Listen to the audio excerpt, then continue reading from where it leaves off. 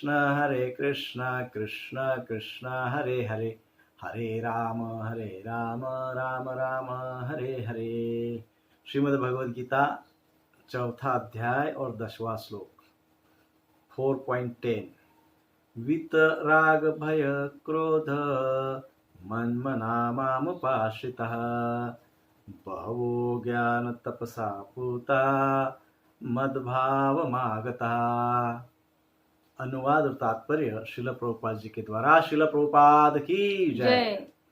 आसक्ति, भय तथा क्रोध से युक्त होकर मुझ में पूर्णतया तन्मय होकर और मेरी शरण में आकर बहुत से व्यक्ति भूतकाल में मेरे ज्ञान से पवित्र हो चुके हैं।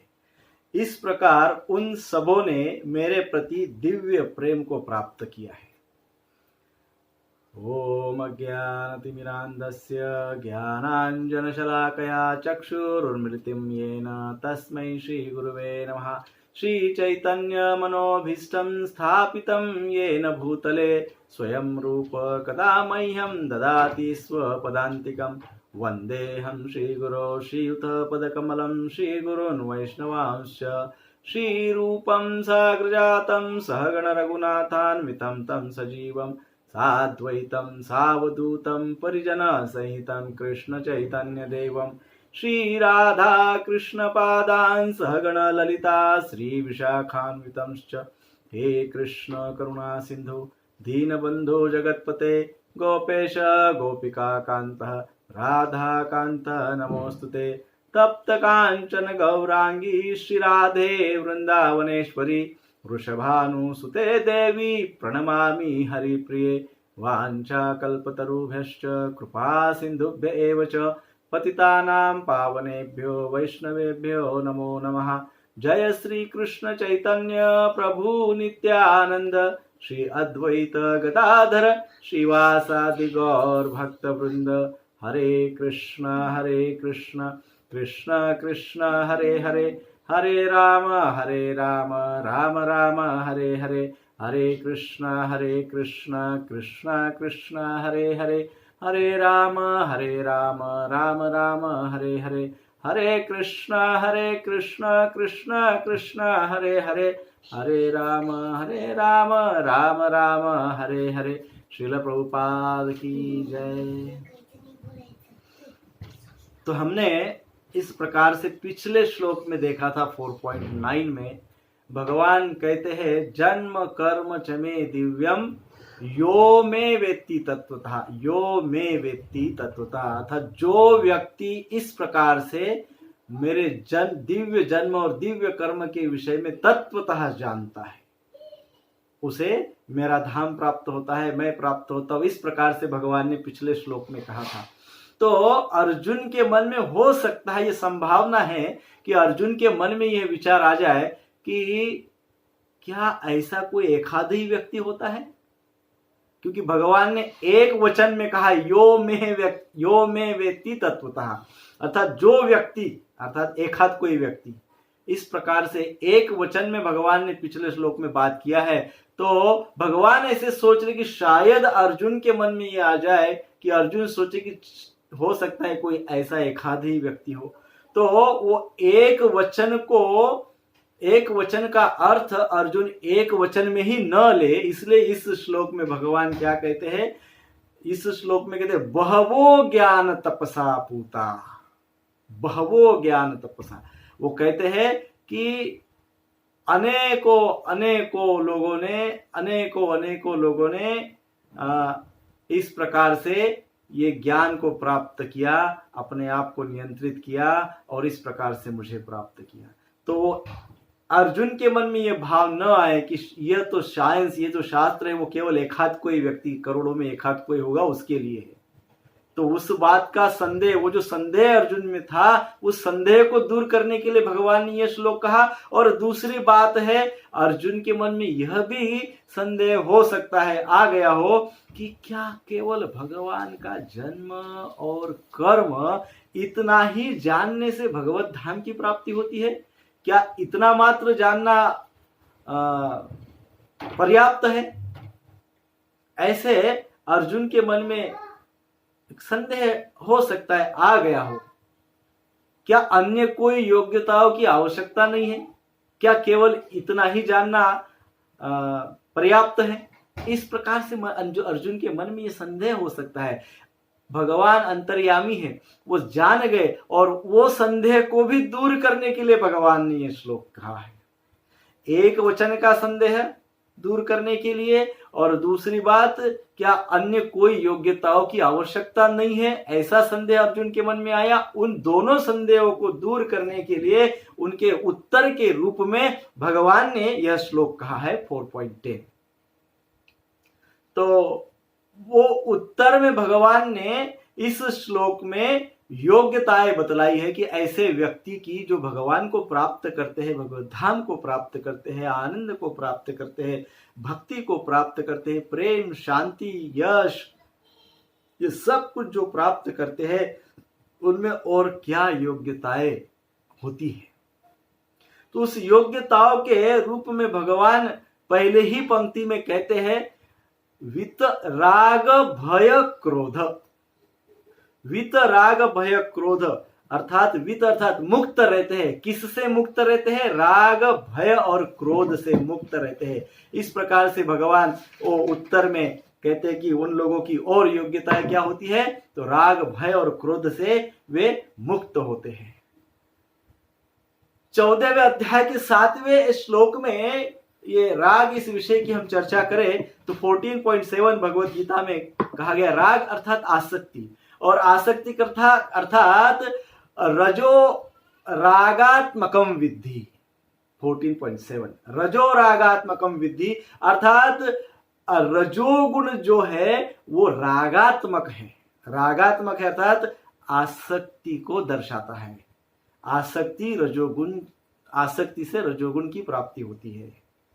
रजो रागात्मकम विद्धि 14.7। सो आसक्ति, राग अर्थात आसक्ति। तो ये आसक्ति का व्यक्ति आसक्त कब होता है? जब उसके अंदर रजोगुण बहुत ज्यादा होता है, क्योंकि कहा गया है रजो राजात्मकम विद्धि, है ना। रजोगुण रजो रागात्मकम बुद्धि, राग से रजो की प्राप्ति होती है, रजो वृद्धि होती है राग के कारण, आसक्ति के कारण, अटैचमेंट्स के कारण। और फिर 18वें अध्याय में कहा गया है रागी कर्म फल प्रेप्सु। रागी कर्म फल प्रेप्सु अर्थात रजोगुणी कर्ता रागी तथा कर्म फल की इच्छा रखने वाला होता है। पहले कहा गया है रजो रागात्मकम विद्धि, रजोगुण को राग से वृद्धि होती है, वो प्राप्त होता है राग से, आसक्ति से। फिर कहा गया है आसक्त व्यक्ति अर्थात रजोगुणी व्यक्ति अर्थात जिसका जो रागी व्यक्ति है, रागी व्यक्ति की क्या विशेषता है? वो कर्म फल में आसक्त रहता है। तो इस प्रकार से आसक्ति की आगे जाके भगवत गीता में चर्चा की जाएगी। सो राग का अर्थ ऐसे होता है संक्षेप में कि व्यक्तियों तथा ऐसी वस्तुओं के प्रति जिसकी प्रियता या जिसके संबंध दृढ़ हो जाते हैं, वो और उस व्यक्ति से या उस वस्तुओं से या उन विषयों से व्यक्ति इंद्रिय तृप्ति प्राप्त करता है। अर्थात जिससे संबंध हो जाते हैं और संबंध होने के पश्चात व्यक्ति उसका इंद्रिय भोग करने का प्रयास करता है, उसको राग कहते हैं। सो एकदम संक्षेप में कहा जाए तो इंद्रिय भोग के लिए जिससे संबंध बन जाते हैं, ऐसे संबंधों को राग आसक्ति कहा जाता है। सो राग अर्थात आसक्ति के साथ साथ द्वेष जुड़ ही जाता है, बट नेचुरल। आसक्ति यदि है तो द्वेष निश्चित है, अटैचमेंट्स है तो द्वेष निश्चित है। वो एक सिक्के की दो बाजुएं हैं। एक सिक्के की दो बाजुएं हैं।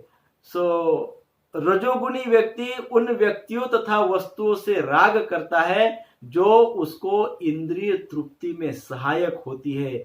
वह प्रेम नहीं होता है, वो एक प्रकार से स्वार्थ होता है, क्योंकि उसको उसमें इंद्रिय तृप्ति ही दिखती है।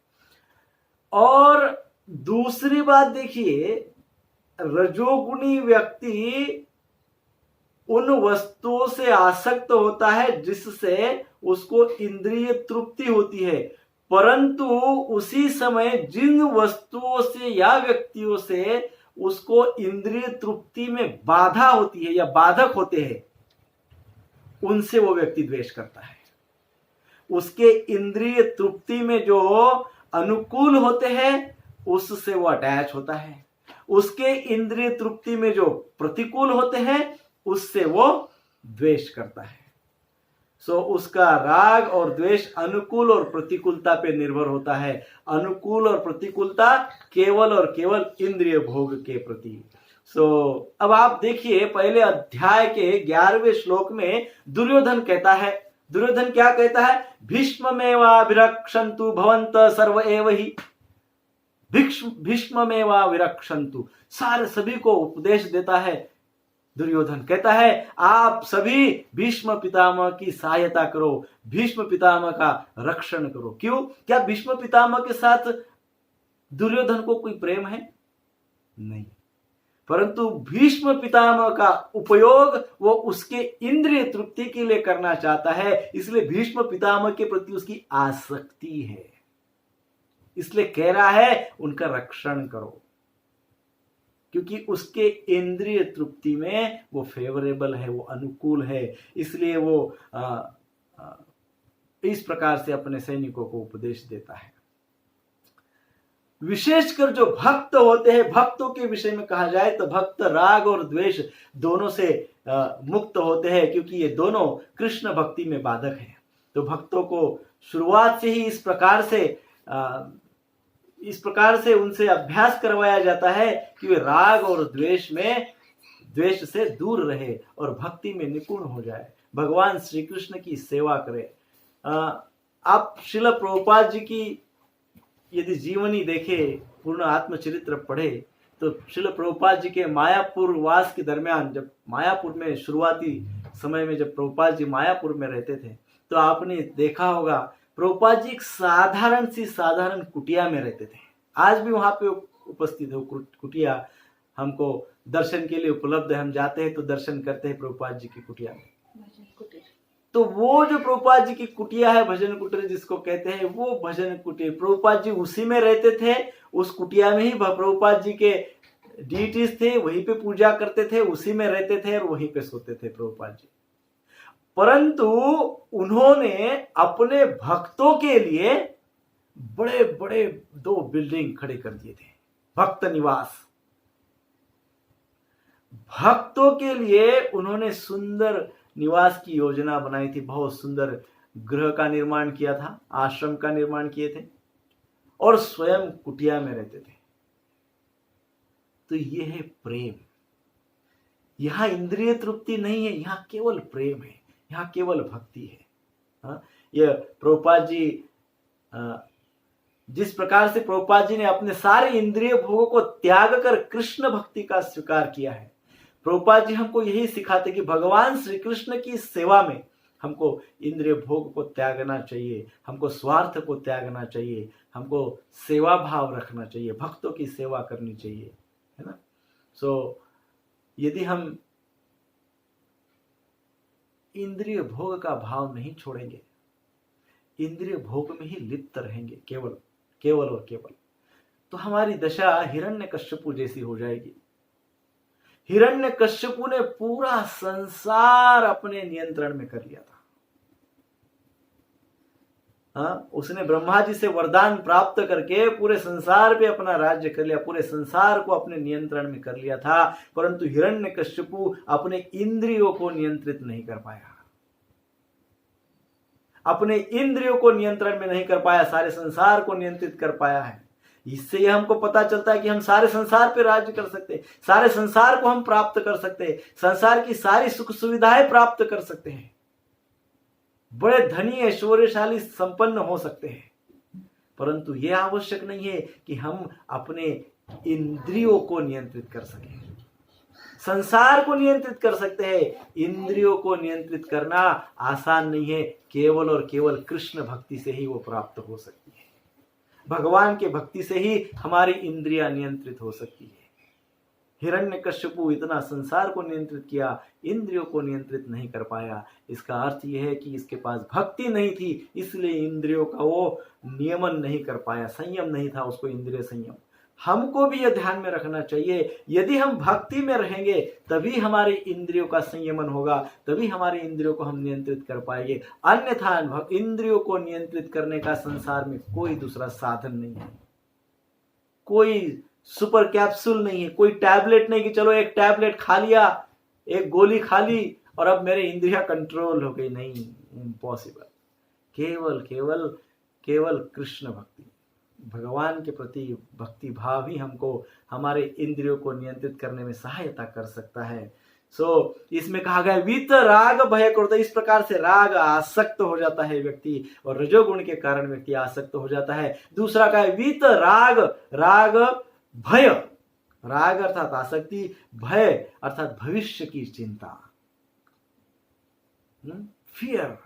श्रीमद् भागवतम के 11वें स्कंद में आता है भयम द्वितीया विनिवेशित स्यात्, अर्थात जिस समय जीव इस भौतिक शरीर से अपनी गलत पहचान करता है, रॉन्ग आइडेंटिफिकेशन करता है जीव इस भौतिक शरीर के साथ, तब उसके अंदर भय निर्माण होता है।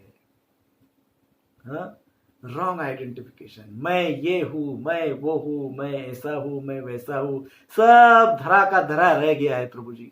अब सब देख रहे हैं, हमारे घर में सारी सुख सुविधाएं हैं, सब कुछ है, परंतु किसी का भी उपभोग नहीं कर पा रहे हैं। सादा सादा जीवन हम इस समय जी रहे हैं।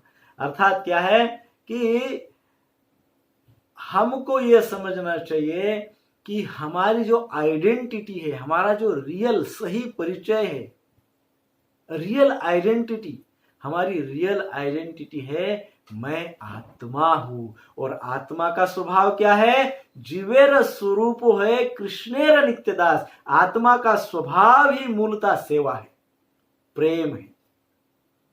और इस समय तो सभी के पास सेवा करने का प्रचुर मात्रा में अवसर प्राप्त हुआ है। प्रत्येक व्यक्ति सेवा कर सकता है, यथाशक्ति सेवा कर सकता है।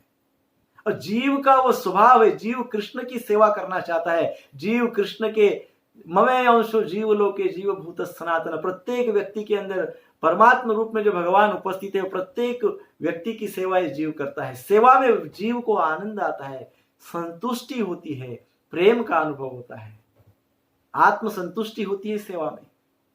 तो जब जीव इस प्रकार से शरीर से ही अपनी आइडेंटिटी करता है, तब वो उसके अंदर भय निर्माण होता है। और यदि वो सेवा भाव में लगा रहता है तो उसको कोई भय निर्माण नहीं होता है। वो सेवा करते रहता है, वो भगवान के कार्य में लगा हुआ है, तो जिम्मेदारी भगवान की हो जाती है। जब स्वयं के कार्य में लग जाता है व्यक्ति, स्वयं के सेटिस्फैक्शन में लग जाता है, तो जिम्मेदारी स्वयं की हो जाती है। और जब स्वयं पे कोई जिम्मेदारी आ जाती है इस कलयुग में, तो भय लगता है, व्यक्ति भयभीत हो जाता है। परंतु वही जिम्मेदारी कृष्ण पे यदि डाल दिया जाए, कृष्ण यदि हमारी जिम्मेदारी ले ले, तो हमको भय नहीं होगा। परंतु भगवान के ऊपर जिम्मेदारी किसकी जाती है? जो व्यक्ति भगवान की भक्ति करता है, जो व्यक्ति समझता है कि उसकी रियल आइडेंटिटी क्या है, उसका सही परिचय क्या है, उसका सही परिचय है वो कृष्ण का दास है, वो भगवान का भक्त है, भगवान का सेवक है, भगवान का दास है। भगवान की प्रसन्नता ही उसके जीवन का उद्देश्य है। जब वो इस प्रकार से सोचता है, तो एक ही बात सोचता है नित्य, वो ये सोचता है कि मेरे प्रत्येक कार्य से, मेरे वाणी से, मेरे क्रिया से, मेरे विचारों से इस संसार में सब कुछ मंगलमय हो जाए। उसको जो कुछ भी प्राप्त होता है, या वो जो कुछ भी बोलता है, या वो जो कुछ भी करता है, या वो जो कुछ भी सोचता है, उससे संसार में, समाज में मंगलमय वातावरण उत्पन्न हो जाता है, ऑस्पिशियसनेस आ जाती है। ऐसा इस प्रकार से वो सोच रखता है, क्योंकि वो जीवेर स्वरूप होए कृष्णेर नित्यदास, इस बात को जान लेता है कि वो तो भगवान का सेवक है, भगवान का दास है, भगवान का भक्त है। इस प्रकार से उसकी सोच होती है, और ऐसी सोच होने के कारण उसको किसी का भय नहीं होता है। कोई चिंता नहीं होती है, क्योंकि उसकी चिंता का वहन करने वाले तो साक्षात भगवान है। भगवान 9वें अध्याय के 22वें श्लोक में कहते हैं ना, क्या कहते हैं भगवान, अनन्यश्चिन्तयन्तो माम ये जना पर्युपासते तेषाम इत्यादि युक्तानाम। भगवान कहते हैं, क्या कहते हैं, जो मेरा अनन्य चिंतन करता है, जो मेरा नित्य चिंतन करता है, जो मेरे भाव में रहता है, उसका क्या होता है, उसका सारा चिंताओं का, उसकी सारी जिम्मेदारियों का वहन मैं करता हूं। सारे चिंताओं का वहन भगवान करते हैं। तो ये विशेष बात है कि भगवान के ऊपर जिम्मेदारी डालने के कारण उसके अंदर भय नहीं रहता है, और स्वयं के ऊपर जिम्मेदारी लेने के कारण व्यक्ति भयभीत सा रहता है। और आज की समाज में तो व्यक्ति यही समझता है कि मैं ही सब कुछ हूं, मैं ही करने वाला हूं, मैं ही करता, मैं ही धरता, मैं ही करविता, मैं ही करवाता हूं, मैं ही करने वाला हूं, और मैं ही सब कुछ धारण करने, आई एम द पोजेसर, मैं ही सब धारण करने वाला हूं, मेरी ही योग्यता है। सो हरे कृष्णा कृष्णा कृष्णा हरे हरे, हरे राम राम राम हरे हरे। परंतु जो व्यक्ति भगवान को इस प्रकार से अपने सारे कर्मों के केंद्र में रखता है, भगवान के ऊपर सारी जिम्मेदारी, भगवान के ऊपर संपूर्ण भार देते हुए अपने कर्म को करते रहता है। ऐसा नहीं है कि भगवान के ऊपर सारी जिम्मेदारी दे दी और मैं मस्त दिन रात आराम कर रहा हूं, क्योंकि भगवान ने तो बोला ही है, क्या बोला है, भगवान ने बोला है कि मैं तो आपकी चिंताओं का वहन करता हूं, बस आप एक बार मेरा नाम जप करो, मैं आपकी चिंताओं का वहन करता हूं। भगवान चिंताओं का वहन अवश्य करते हैं, परंतु भगवान उसी समय हमको कहते ददामि बुद्धि योगम, तो आपको बुद्धि दी है तो उसका पहले प्रयोग आप करो, पहले प्रयास फिर कृपा। प्रयास हमारे हाथ में, प्रयास हम करते रहेंगे, भगवान की कृपा होती रहती है, भगवान हमको निर्भय बनाते रहते हैं। जब हम भयभीत होते हैं तो सबसे बड़ा भय हमको किस चीज का होता है, सबसे बड़ा भय किस बात का होता है, सबसे बड़ा भय हमको मृत्यु का होता है, डेथ। जब भक्त देहात्म बुद्धि से मुक्त हो जाता है तो उसको मृत्यु का भय नहीं रहता है, क्योंकि वो जानता है कि भगवान बहुत बड़े जादूगर हैं, भगवान बहुत सर्वशक्तिमान है, सर्वव्याप्त है ना। भगवान जो भी करेंगे भगवान उचित ही करेंगे, और इसलिए वो देहात्म बुद्धि को त्यागता है, और देहात्म बुद्धि को त्यागने के कारण वो व्यक्ति भयभीत नहीं होता है। परंतु जब देहात्म बुद्धि हो जाती है, हमारे जीवन में मिसिंग लिंक कहते हैं ना, कृष्णा इज मिसिंग, आध्यात्म मिस है, भगवान इज मिसिंग। जब भगवान हमारे जीवन में है ही नहीं, आध्यात्म हमारे जीवन में है ही नहीं, आत्मबोध हमारे अंदर है, हमारे पास है ही नहीं, आत्मज्ञान हमारे पास है ही नहीं, जब आत्मज्ञान आत्मबोध नहीं होगा तो भगवत भाव नहीं होगा, भगवत भाव भक्ति नहीं होगी तो किसी भी प्रकार का आनंद और सुख प्राप्त नहीं होगा। इस प्रकार से भक्त ये जानते हैं और भगवत भाव में रहते हुए अपने कर्म करते हैं, मात्र फल की जिम्मेदारी भगवान के ऊपर डालते हैं। जिम्मेदारी भगवान की, अर्थात फल की जिम्मेदारी भगवान की वो सोचते हैं, और भगवान की कृपा से वो कर्म करते हैं, इस प्रकार के भाव में वो रहते हुए कर्म करते हैं, और इसलिए वो निर्भय रहते हैं। इसलिए वो ऐसे ही कर्म करते हैं जो कर्मों का फल, जो कर्म भगवान को समर्पित किया जा सके, ऐसे ही कर्म वो करते, क्योंकि उनको पता है कि मैं जो भी कर्म कर रहा हूं वो भगवान मुझसे करवा रहे हैं, तो वो कोई गलत काम नहीं करेंगे। वो ये सोचते हैं कि ये तो भगवान ही करवा रहे हैं, ऐसे ही कर्म करना है जो भगवान स्वीकार करे। इसलिए उनको उनके कर्मों से भय नहीं होता है, उनको उनके भविष्य से भय नहीं होता है, और इसलिए वो भयभीत नहीं होते हैं, क्योंकि भक्ति का यह सबसे बड़ा लक्षण है। जान लीजिए प्रभु जी, जो व्यक्ति भक्ति करता है वो निश्चित तौर पे भय के ऊपर विजय प्राप्त करता है, वो निर्भय हो जाता है। फिर तीसरी बात इस श्लोक में की गई है क्रोध, वीत राग भय क्रोध। क्रोध अर्थात क्रोध तीन प्रकार से व्यक्ति को आ सकता है।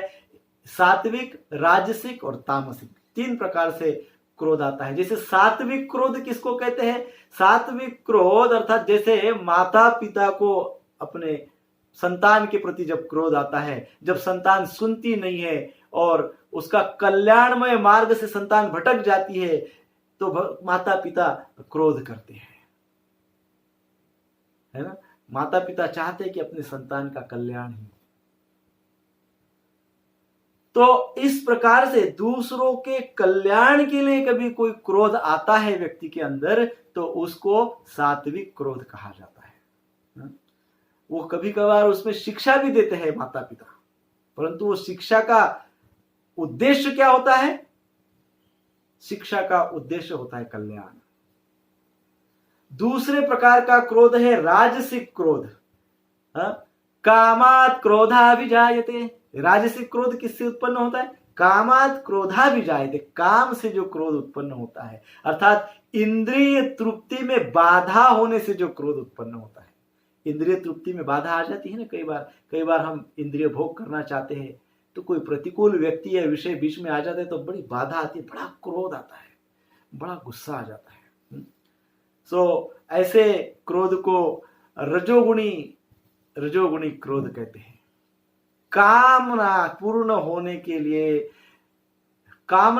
करने के लिए हम प्रयासरत रहते हैं और उसमें कोई बाधा डालता है तो क्रोध आता है, वो रजोगुणी क्रोध है। और भय भी होता है। यदि हमारी इंद्रिय भोग में कोई बाधा डालता है और बाधा डालने वाला यदि निर्बल है, तब तो हमको क्रोध आता है।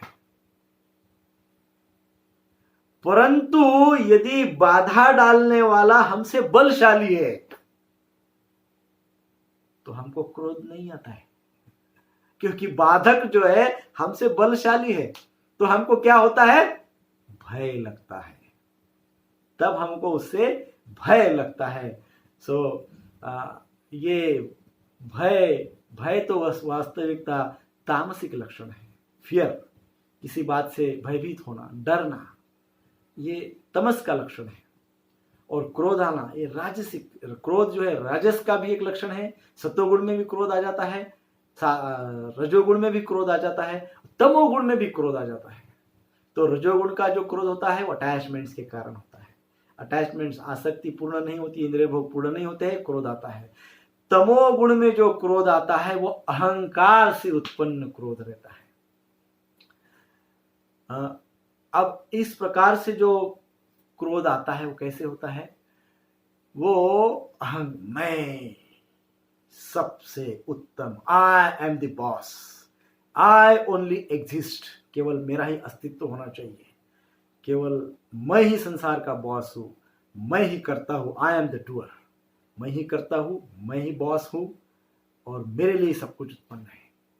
ये अहंकार से ये भयंकर जब व्यक्ति हो जाता है तो ऐसे अहंकार से क्रोध कभी उत्पन्न हो जाता है। तो अहंकार से उत्पन्न होने वाला जो क्रोध है वो क्या करता है? उसका प्रयास रहता है कि जो निर्बल है उनको नष्ट कर दे। वो निर्बल लोगों का नाश करने का प्रयास करते रहते हैं जीवन में। उसका एग्जाम्पल है टेररिस्ट, आतंकवादी। साधारण जीवों को मारने के लिए बॉम्ब रख देते और भाग जाते हैं। स्वयं तो डरपोक होते हैं, स्वयं तो भय का शिकार होते हैं, परंतु दूसरों को मार डालते हैं, हत्या करते हैं, क्योंकि वो उनको जो क्रोध आया है वो क्रोध का मूल कारण क्या है? अहंकार है। इसलिए निर्बल के ऊपर वो इस प्रकार से अत्याचार करते हैं।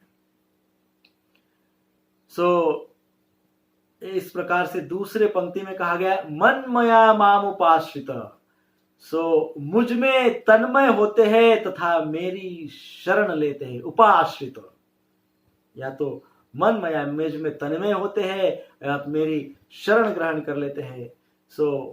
जो भक्त होते, शुद्ध भक्त होते, परमहंस होते हैं, उनके लक्षण है कि वो श्री कृष्ण में तन्मय रहते हैं, भगवान में पूरी तरह तन्मय रहते हैं। और शास्त्र क्या कहते हैं? सर्व मायामयम जगत। शास्त्र कहते हैं कि सर्व जगत जगत जो है वो मायामय है। और कहीं यह भी लिखा है कि सर्व कृष्णमयम जगत, तो जगत जो है कृष्ण से भी, चराचर में कृष्ण है, ब्रह्मेति, सब जगह पे ब्रह्म है, सब जगह पे भगवान का रूप है, ब्रह्म का रूप है सब संसार। तो ये भी कहा गया है सर्व कृष्णमयम जगत, और ये भी कहा गया है कि सर्व मायामयम जगत, सर्व मायामयम जगत। तो अब भक्त की विशेषता क्या होती है? भक्त की विशेषता ये होती है कि जैसे परमहंस, जैसे हंस पक्षी दूध और पानी को अलग अलग कर देते हैं, पानी में से दूध को डिफरेंट, अलग से भिन्न कर देते हैं, उसी प्रकार से ये भक्त रूपी जो हंस है, हंस, परम हंस जिनको कहते हैं, वे देखते हैं संसार है, संसार तो मायामयम भी है और कृष्णमयम भी है। तो परम हंस भक्त क्या करते हैं, उसमें से कृष्ण को माया से भिन्न कर देते हैं। वो जान लेते हैं कि भक्त कृष्ण मय क्या है और माया मय क्या है। वो बहुत ही उच्च कोटि की भक्ति में भगवान से लगे रहते हैं, और इसलिए वो जान लेते हैं कि क्या मायामय है और क्या कृष्णमय है। आगे कहा है बहवो ज्ञान तपसा पूता, ज्ञान की तपस्या से इस प्रकार से वो ज्ञान प्राप्त करते हैं। कौन सा ज्ञान? संबंध ज्ञान प्राप्त करते हैं। संबंध ज्ञान प्राप्त करने के कारण वो भेद कर सकते हैं। Without knowledge you cannot differentiate, you cannot discriminate right and wrong. गलत और सही को का भेद करना ज्ञान के बिना संभव नहीं है। नित्य और अनित्य में भेद करना ज्ञान के बिना संभव नहीं है। कौन सा ज्ञान? भगवत ज्ञान, आध्यात्मिक ज्ञान, संबंध ज्ञान, आत्मज्ञान। सो ये ज्ञान से क्या हो जाता है, ये हम भिन्न करते हैं। किसको भिन्न करते हैं? मटेरियल को एंड स्पिरिचुअल को, माया को और कृष्ण को, नित्य को अनित्य से। इस प्रकार से इनमें हम भेद कर सकते हैं। इसलिए इस श्लोक में कहा है बहवा ज्ञान तपसा पूता। और ऐसा ज्ञान भगवान, देखिए बहुत महत्वपूर्ण बात कह रहे हैं, ऐसा ज्ञान कई लोगों ने प्राप्त किया है और इस ज्ञान को प्राप्त करके वो पूर्व में पवित्र हुए हैं। यह बात इस श्लोक में भगवान कह रहे हैं। क्योंकि पिछले श्लोक में अर्जुन को संशय ये हुआ था कि भगवान ने क्या कहा, जन्म कर्म च मे दिव्यम यो में व्यक्ति तत्वता। यो, वही कोई व्यक्ति जो जन्म कर्म जानता है वो व्यक्ति मुझे प्राप्त करता है, इस प्रकार से भगवान कहे थे। तो वो व्यक्ति यानी सिंगुलर हो गया, एक वचनी हो गया। परंतु उस भ्रम को दूर करने के लिए कि अर्जुन सोच रहे कोई लाखों करोड़ में एक आधा व्यक्ति होगा, ऐसे अर्जुन की इस सोच को दूर करने के लिए ये भगवान ये श्लोक कह रहे कि बहवो ज्ञान तपसा पूता, बहुतों ने ये ज्ञान प्राप्त किया है और इस ज्ञान को प्राप्त करके वो बहुत से पवित्र हुए हैं, है ना। कैसे पवित्र होने हुए हैं? वो ज्ञान की तपस्या से शरीर, वाणी और मन इनको पवित्र की है। क्योंकि ये ज्ञान जो है, ये ज्ञान की तपस्या इन तीनों के द्वारा होती है। ज्ञान की तपस्या शरीर द्वारा जब होती है तो व्यक्ति भगवान के पास जाता है, मंदिर में जाता है, भगवान को प्रणाम करता है और फिर सेवा मांगता है, भगवान की सेवा, भक्तों की सेवा, जीव दया, जीवों की सेवा। जब ज्ञान व्यक्ति को प्राप्त होता है तो भगवान के पास जाके क्या करता है, अपने शरीर से भगवान की सेवा मांगता है, भक्तों की सेवा मांगता है, साधुओं का रक्षण, साधुओं की सेवा और संपूर्ण जीवों की सेवा करना चाहता है। इस प्रकार से वो अपने शरीर से भगवान का तप करता है, ज्ञान की तपस्या करता है। वाणी द्वारा वो भगवान के नाम का सतत कीर्तन करता है और मन के द्वारा वो श्रील प्रभुपाद जी के ग्रंथों का अध्ययन करता है, वो आध्यात्मिक ग्रंथों का अध्ययन करता है, वो आध्यात्म में ज्यादा से ज्यादा चिंतन स्मरण, श्रवण चिंतन स्मरण करते रहता है, अभ्यास करते रहता है। और इस प्रकार से वो कहा गया है बहवो ज्ञान तपसा, वो ज्ञान की तपस्या शरीर, मन और वाणी से ज्ञान की तपस्या करते रहता है। मद भाव मागतः, उसको भगवान कह रहे फिर ऐसे अनेकों व्यक्तियों को मेरे भाव में प्राप्त हो चुके होते हैं। ऐसे लोग मेरे भाव में प्राप्त हो चुके होते हैं, अर्थात उनको मैं प्राप्त होता हूँ, उनको भगवत धाम प्राप्त होता है। सो यहाँ पे एक महत्वपूर्ण बात समझने वाली ये है, भगवान कह रहे हैं मद भाव मागता, अर्थात भाव। तो भाव कैसे प्राप्त होता है? तो भाव क्या है? तो भाव ये भक्ति योग का फाउंडेशन है, धरातल है। भाव इज अ फाउंडेशन ऑफ भक्ति योग। सो श्रीमद् भक्ति रसामृत सिंधु में यह श्लोक आता है। श्रील प्रभुपाद जी तात्पर्य में इसको बहुत अच्छे से समझाए हैं। श्रील प्रभुपाद जी इस श्लोक को समझाते हैं, अदो श्रद्धा तथा साधु संग अथ वचन क्रिया ततो अनर्थ निवृत्ति स्यात् ततो निष्ठा रुचिस्ततः अथासक्तिस्ततो भावस्ततः प्रेमाभिद्यते साधका नामयं प्रेमणं प्रादुर्भाव भवेत् क्रमः। अर्थात श्रद्धा, फेथ, उस व्यक्ति के पास श्रद्धा होती है। श्रद्धा, faith is a mother of devotion. भक्ति चाहते हैं तो भक्ति बिना श्रद्धा के हो नहीं सकती। सो जब श्रद्धा व्यक्ति के पास होती है तो उसको भक्ति प्राप्त होती है, और श्रद्धा और भक्ति से फिर उसको साधु संग मिलता है।